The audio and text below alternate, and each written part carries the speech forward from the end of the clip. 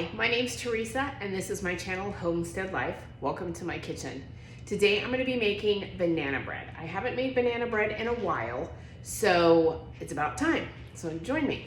We're going to start by taking 2 sticks of butter. You can use salted or unsalted.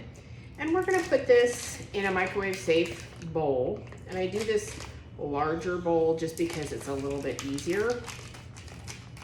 I'm going to mix a lot of ingredients here. I have a bowl for my trash. And you may notice I have a microwave behind me.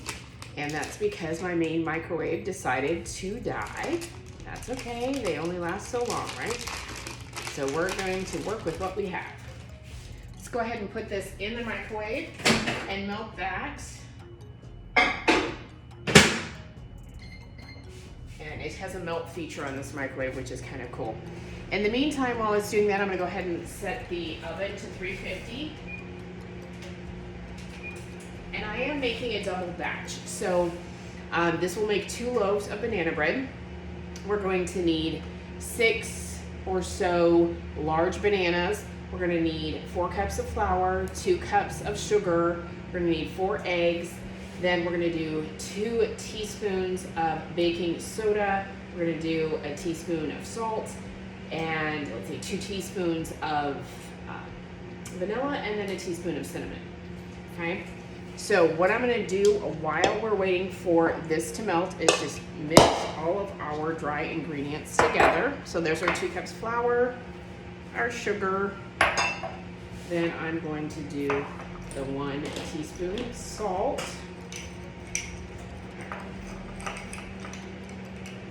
And because I used salted sweet cream butter, I'm not going to put a lot of salt, just, I'm not going to make sure it's 100% full.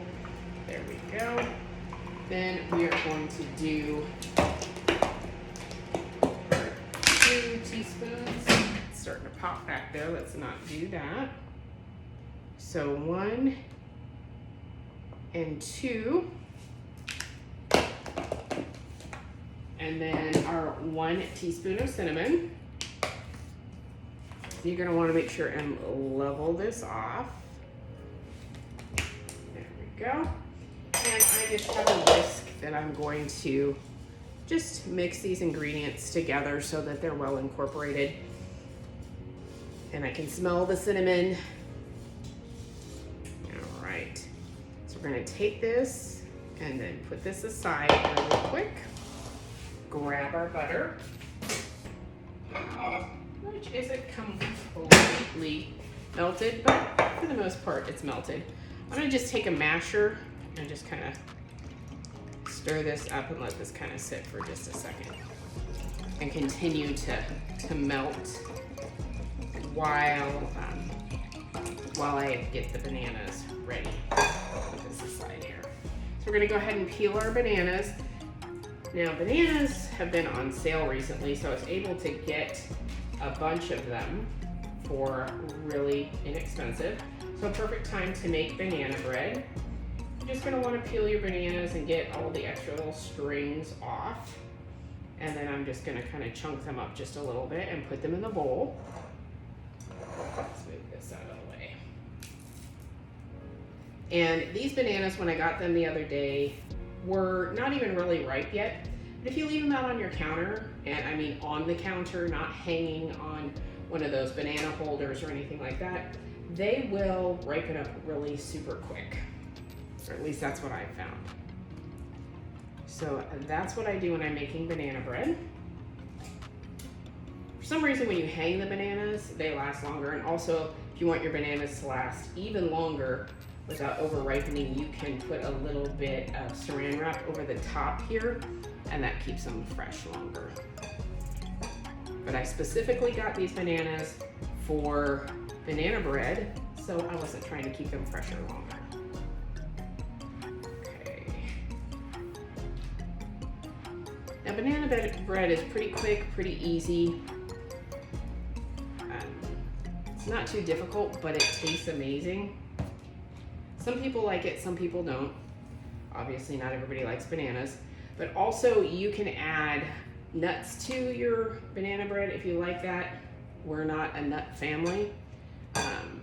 Walnuts, pecans, what have you.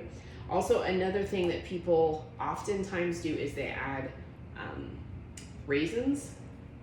And that's not something that we do, but some people do. Okay. Almost have our bananas peeled.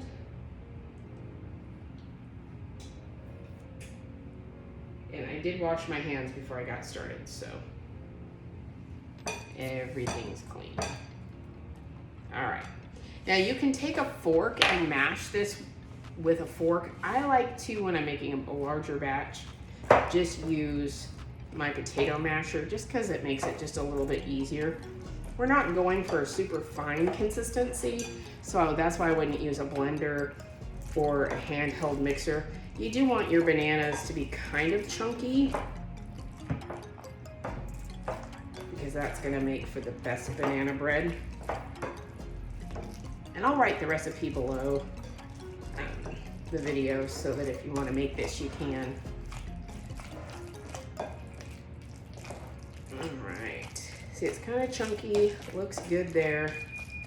Ooh, our oven is ready. Yay. And try to get all that goodness off there. Put this aside. And now we're going to start with our wet ingredients. We do need 2 teaspoons of vanilla. And this is one of those things that if I go a little bit over, I'm not going to complain because it'll just give it a little extra punch on flavor here. Okay, there we have those. And then we are going to put in 4 eggs. Now I'm going to crack these eggs separately into a secondary dish just in case one of these eggs is bad. I don't want to spoil all of my batter because an egg maybe isn't, I don't know, isn't as it should be. So I'm gonna do them one at a time. It's a little messier this way, but it's really worth it. I would hate to crack an egg that might be bad or have some issues and then have to start from scratch and have to throw all of this out, because that's exactly what I would have to do is throw it out. Alrighty, have my towel here. Get the last of this egg out of here. And then we're gonna start adding our batter after we mix this up. Our dry stuff to our batter. But first, I like to mix this up just a little bit.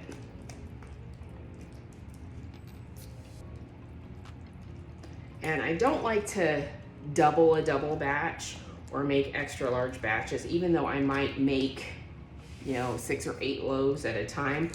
I just prefer to do it in a double fashion, just because the more that you mess with ingredients like that when you're baking, I found that you can have, some issues. Unless you're weighing your ingredients out, that's the way professional bakers do it. And I'm not that much of a professional. I'm just a lady who likes to bake. All right, so we're gonna just add some of our dry mixture in here. And you can use either your spatula or a whisk if you wanted to try to fold this in. And we're gonna wanna get all of this in here. So you just have to be patient. It's kind of the name of the game when baking. This is where a lot of people like to have mixers because it just does all the work for you. But banana bread is a little bit more of a labor of love. So it's worth taking that extra time and letting it get all mixed in. See, it's kind of a chunky consistency. We're gonna add a little bit more. And fold that in.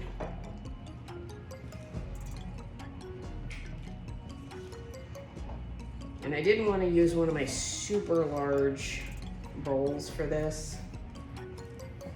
So it is almost a little bit small of a bowl, but it's gonna be the perfect size once I get all of this incorporated. Now I've seen people make banana bread where they just start dumping everything into the banana mixture. And I'm sure it comes out okay. I've just found if you take the time to do these extra steps, it comes out a lot better. Okay, and then our last amount here.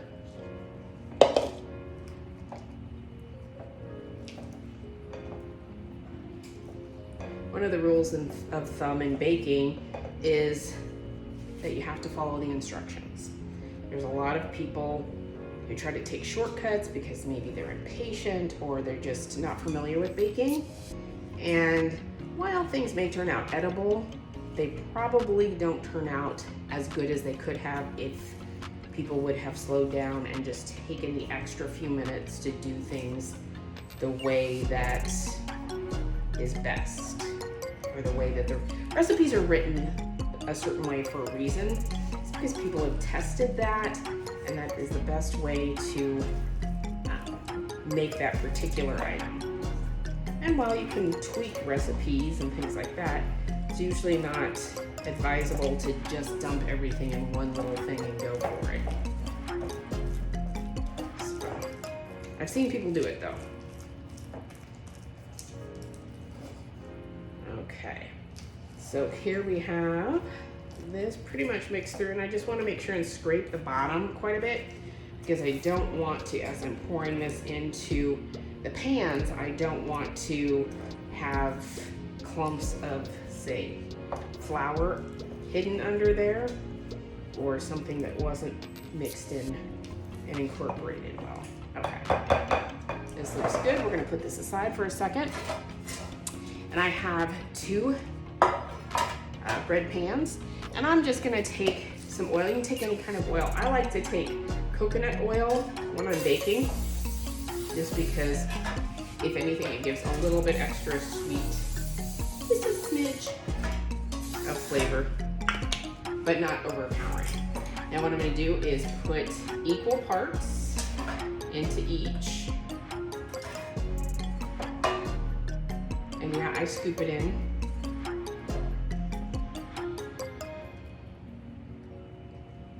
Just because I'm trying to be as equal as possible.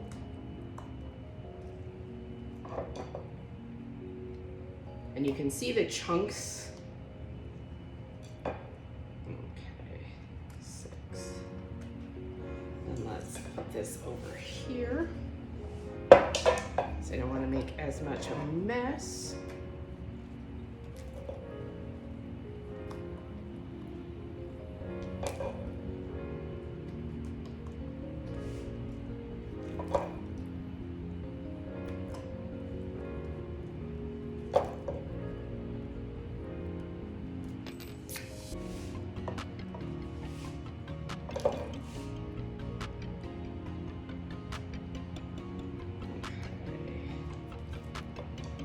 I've done 6 scoops each, so I'm going to do 3 more.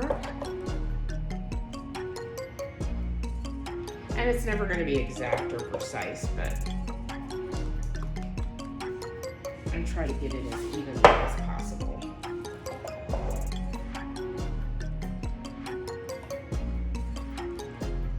Because I will be baking these together, so I don't want one to turn out a lot larger than the other. I'm going to kind of eyeball this here. This one looks like it has a little bit less. So it looks like the scoops were not quite as even. And if you wanted to be super precise, you could have measured out on a scale, could have weighed out the batter. I'm not that precise. I'm just trying to kind of eyeball it a little bit. And up these 2. Let's grab this one here. Okay, one little bit amount, maybe right there. Okay, so now here we have our two pans. And we'll go ahead and put these in the oven.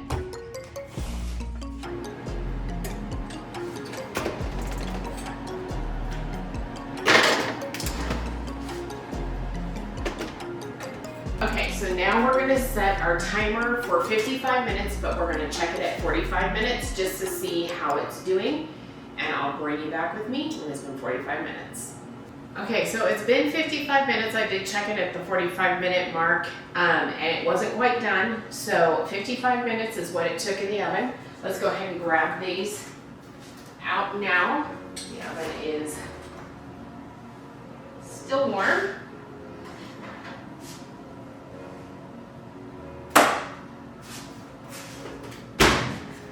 Okay, and so here we have our 2 loaves, and I'm going to take them out to cool here in a little bit, but right now what I'm going to do is just place them on this cooling rack for, I don't know, about 10 minutes or so before I actually pop them out, and then I'll finish cooling them on the rack.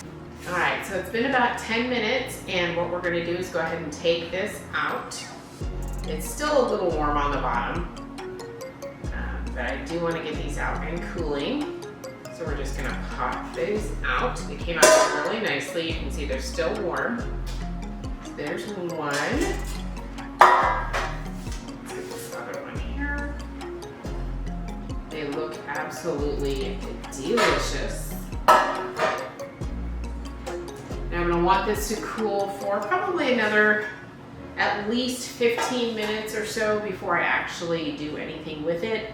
But I want to cool it really well before I actually package this up. I'm going to put these in Ziploc bags. One of them's going to go to my daughter, and the other one I'm going to drop off at my husband's work. So we'll be back once they're cooled. All right, so now the bread is cooled. We're going to go ahead and take a loaf, and I'm going to go ahead and cut it. This loaf is going to be for my husband, so I'm going to cut the whole thing, but we're going to start with just the one and kind of take a peek at it here. It looks really beautiful, soft and moist, and we'll just continue to cut it. I love this little utensil. I got this years and years ago at a Renaissance festival, and it has been the coolest thing to have. It slices bread kind of a nice thickness. Obviously this is going to be a little bit thicker than maybe some people would like, but I like it because it's perfect for cutting lots of different things. Here we go. Just gotta make sure not to do too thick. And just because I'm going to take this to him, I want to make sure that it's already sliced up because they don't exactly have utensils there. So I've got a little piece here. That's good. It's amazing. I'm not going to eat this because I'm going to meet him for lunch and I don't want to spoil my lunch. But it looks delicious. The little crumb that I just had, I'm going to take a little piece off here. And it's absolutely perfect.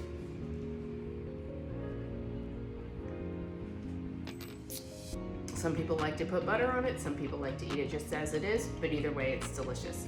Thank you for joining me today, and let me know if you try this recipe. I'm gonna link either the recipe down below, or I'll actually write it out for you since it's my recipe card. And I will, hopefully hear some comments on if anybody makes this recipe, what they think about it, and I appreciate you for joining me today. Thanks and have a great day.